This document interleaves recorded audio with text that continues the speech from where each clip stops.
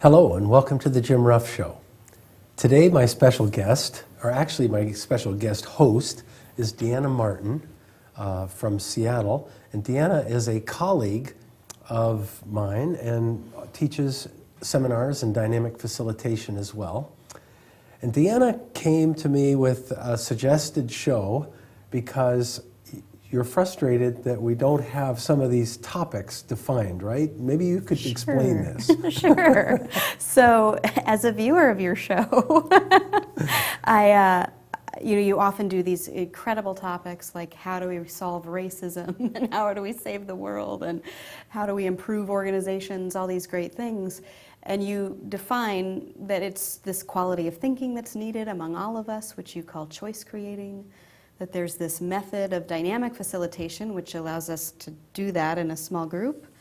And there's this wisdom council, which is going to help us do that in huge systems like society itself. And now there's a new term that we've come up with, which is the Creative Insight Council. So I would just love to have a show that kind of simply defines each of those four terms in a way that I can go, okay, dynamic facilitation is ... Yeah. Choice creating is ...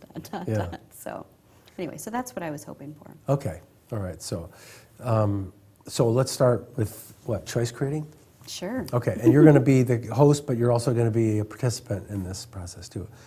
Yeah, to me the core of what we're talking about is choice creating, this quality of thinking. And it's something that's been around forever. I mean, people know that when there's a crisis, people change. They rise to the occasion. They become a different person. They solve problems they never thought they could solve. People come together. So there's something different happens in a crisis. And I know there's a lot of people in this environmental crisis that we have today that are expecting that things will get so bad that then we'll all realize that we have to pull together to make it work. Mm. So to me, that quality of thinking is choice creating. So choice creating is a quality of thinking. Yes, it's a quality of thinking and I guess also being. And being. Yes. Okay. And I talk about it as a quality of thinking, but it's really a heroic quality of thinking. Mm. Because when there is a crisis, people rise to the occasion and they don't just act on the basis of self-interest, they act on the basis of serving life, serving others. They transcend their own personal nature. Mm. So that's one of the characteristics of choice creating, is that it's heroic in that way. Mm. And so they serve life and they seeming that they're trying to serve everybody's interests, not just their own. Yeah. And there's some sort of action involved because you're serving life and you're being in a new way. You're being in a new way, and you're coming up with an answer or a result or action, like you say. We had a situation here a few months ago where a guy was driving his delivery truck, I think, a young kid. He was like 20 or something. And he saw a house on fire, and he realized that somebody was inside, and he raced into the house and burned himself severely. But he pulled her out. He pulled out a woman who later died, it turns out. But this guy didn't have health insurance. He was burned severely. I mean, and his response and the response of most people in this kind of situation who respond the way he did is to say, hey, this is what's called for. This is what life needed. Mm. I'm not a hero. This is just what anybody would do. Mm. And so there is this quality in us as a people. And we have systems set up in place not to bring that quality out, but to bring out our self-interest, to bring out our competitiveness. Mm. Or dispassionate rationalization. Or dispassionate rationalization or something like that. Yeah. But what we're talking about with this is identifying this quality of thinking, choice creating, and then structuring ways to elicit it. Mm. And the other piece around this is because that I think is so crucial is that people want to say we need to get citizens involved, we need to have them dialogue, we need to have them deliberate. They use words, they discuss, we need to have debate, we need to have, they just use these words of process willy-nilly. And all these words mean something. They're a certain kind of conversation. Well, and none of them, in my judgment, is the kind of conversation we need to solve the big problems we have. So we need this choice. We need choice creating. That's the quality of conversation we need to have. So choice creating is this quality of thinking where we access our inner hero, rise to the occasion, face some sort of urgent, big issue, heroically, as you're saying, and we take action that serves life in that, coming out of that, or within that sphere of Yes, thinking. and we're creative in this process, and what we end up with is something that we look around and we realize we're unanimous about. So we don't stop to go, hey, should we be doing this, or let's vote. 50% of us think we should do this. We just all act and do, and it happens. There's a coming to where we all look around and we realize we all know what to do. We all know what the answer is, the best answer. It's not about getting in choice creating. It's emphasizing our individuality. It's not about muting our individuality. In consensus process, for instance, that's a different process. It's more like a negotiation where you try and tighten, where you give up something, I give up something, we come up with some kind of compromise or even a consensus decision. In choice creating, we're trying to be creative and we're seeking, and the way we can get a unanimous answer is for us to have a breakthrough. If we can be creative and looking at this problem that we're facing and have a breakthrough, then we're unanimous. And how would you define what a breakthrough is? Well, it's a breakthrough is some kind of shift that happens inside, a mental shift that's sort of out of the box or out of the usual way of thinking that we're involved in, where we're seeing something in a way that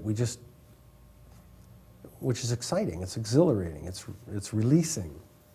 And in a way that none of us could have seen before on our own with our Right, current experience. We needed each other. We needed each other.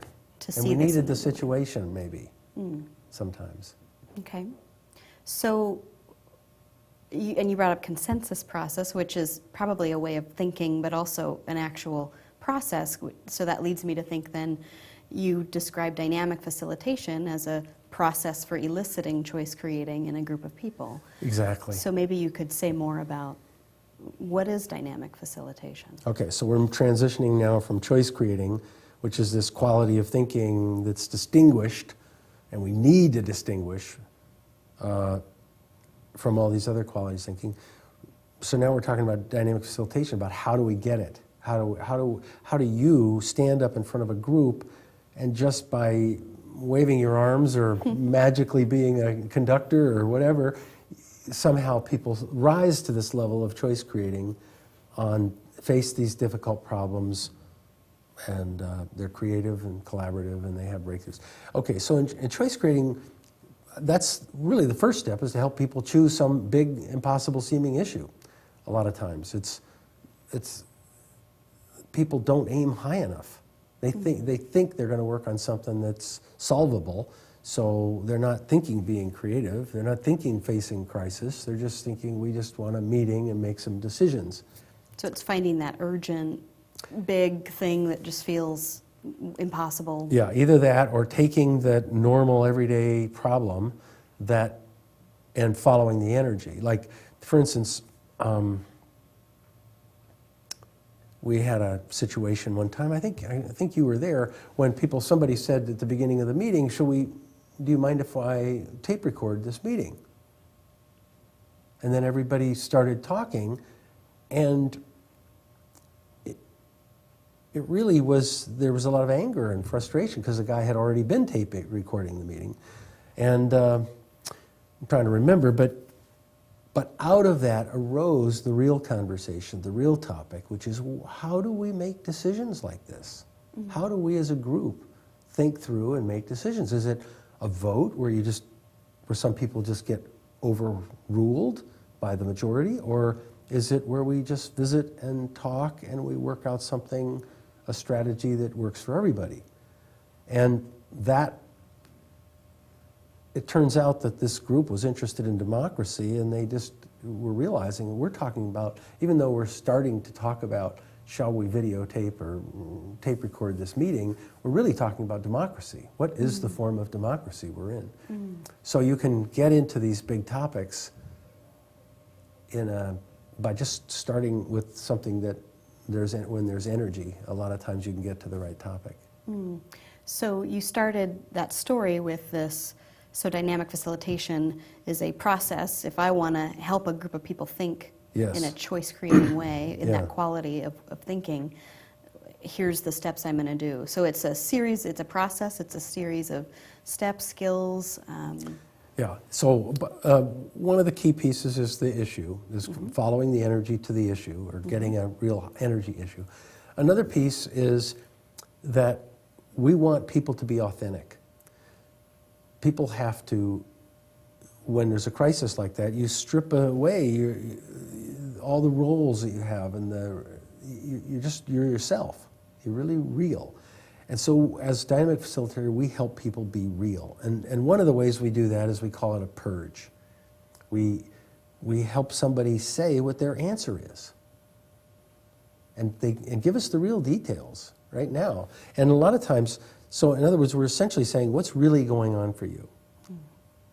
So tell us given that we were going to solve this right now, what's your answer?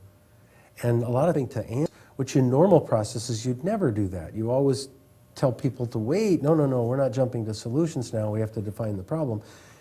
In choice creating and in dynamic facilitation, we encourage jumping to answers because we want people to be authentic. We want them to say what they're really going on for them. But then another key piece, so this would be maybe the third key piece, is we protect them.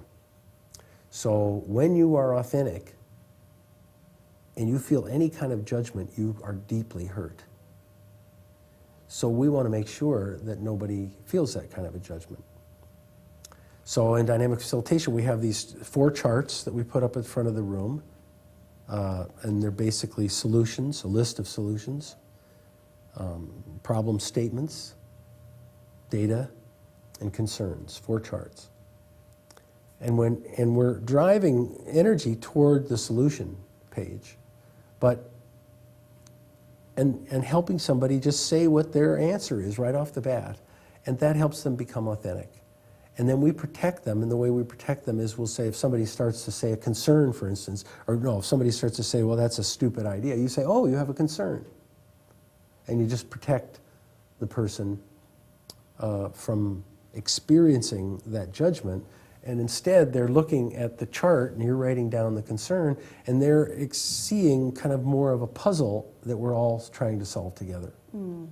Because everyone's looking at the charts together, everything that's said is a contribution to this puzzle that we're sort of creating with one another. Yes.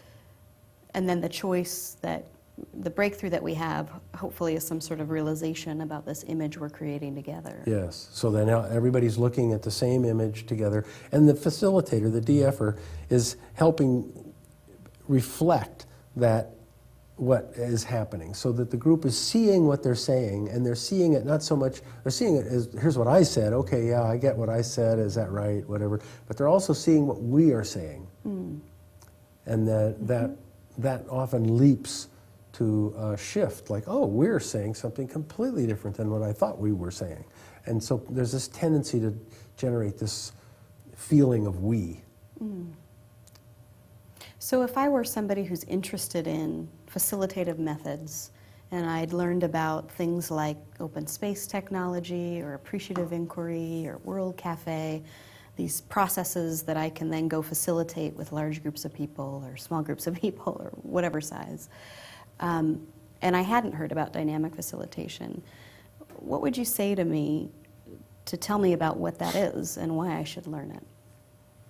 Well, a lot of different possibilities, but you mentioned appreciative inquiry, open space, and World Cafe, did you say? Something like that. And I mean, open space is a big group process, large group process. And you could use dynamic facilitation with the large group a little bit to define the issue, or to kind of tighten up the issue. You could use, in open space, people break into small groups. People could be dynamically facilitated in those small groups, which we've done before. So it meshes nicely with open space. They're both a self-organizing process. Okay. And then the World Cafe is a large group process too. I don't think DF and the World Cafe, if you're working with a really big group, it seems to me, well, we aren't talking about the Wisdom Council yet, and I'd like to talk about that. Cause so maybe that's in there's a dynamic facilitation opens the door to large group processes that work very well with the World Cafe process. In fact, I have a show on that. Right. Yeah. So dynamic facilitation is this facilitation method for working in a small group to help elicit choice creating. And then for larger groups where you're getting into the hundreds, thousands systems of where it's a company or a city or some neighborhood, some large group of people, you've invented what we call the Wisdom Council, which is a large-scale application of dynamic facilitation. So maybe you could talk about what the Wisdom Council is. Okay, well, the Wisdom Council is about, it's almost like I have this image of a device that you put and you set up on your counter that sets up this field, and then everybody that enters this field rises to this higher level of thinking. So that's dynamic facilitation for a small group. Wouldn't it be great if we could do that, set up a field for a nation or for a city or for a corporation where everybody's just functioning and thinking at this higher level? And that's the idea of the Wisdom Council process. It's ongoing. There's a random selection of 12 citizens or employees or whatever you've got, conference members, who meet for a period of time. They choose the issue. They figure out what they are a symbol of the whole system, the whole city, for instance. And they choose the issue and they work it through in maybe 2 days, and they come up with a unanimous statement, like, here's what we decided that healthcare was really something we needed to work on, and we think it's a mess, and here's how we talk. We all have different views, and we're a microcosm of the society, but we came up with a unanimous perspective, and they present that back to the large system. And then what we found is that everybody then talks at a much higher level.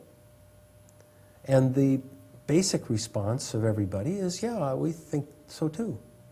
And so we've just changed the quality of conversation from this back and forth argument process, political battle, to a conversation where we're trying to figure out what's best for the whole system. And it seems like we're illuminating or making visible the extent to which everyone is saying, yeah, that's what we want to do, or yeah, that's what we value too. And we're making that visible, that's right. So that we can leap forward as opposed to having to inch our way in that direction and convince everyone that that's what we all think. Yeah, so instead of the usual political battling, you still have that. You've got these special interests that are still battling, but now you have a general interest. You have a voice of the general interest, which you just didn't have before. And in fact, everybody in a special interest is part of that voice of the general interest. So it's just kind of changing the system, and this process is ongoing. So it's changing how we think about the problems we face. Well, first of all, we're turning and facing the big problems.